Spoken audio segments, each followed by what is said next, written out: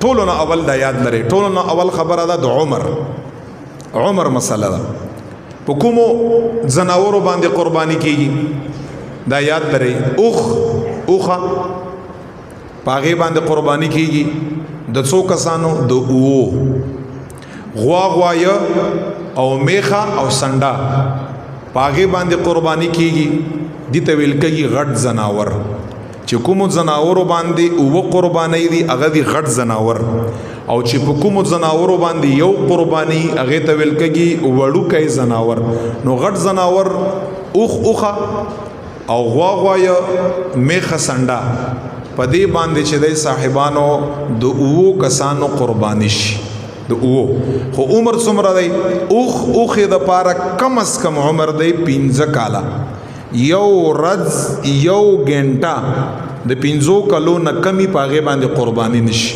دا 15 کاله اوخې د پاره. او غوايه میخې سنډا د پاره کم از کم عمر دی 2 کاله. چې دا 2 کلوي یا دا غې نه څومره زیاتی ښه خبره ده په هغې باندې قرباني کوي. او دا غې نه بعد چې دی بیا ګډه او چیلای او چیلۍ دغه څلور شو.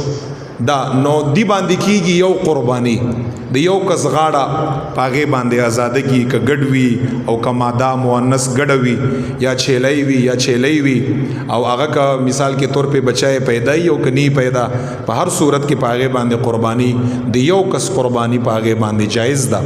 ګډ دپاره عام طور باندې دا یاد لري په حدیث کې عام طور باندې د چیلۍ او د چیلي دپاره کم از کم عمر چې دی هغه دی 1 کال.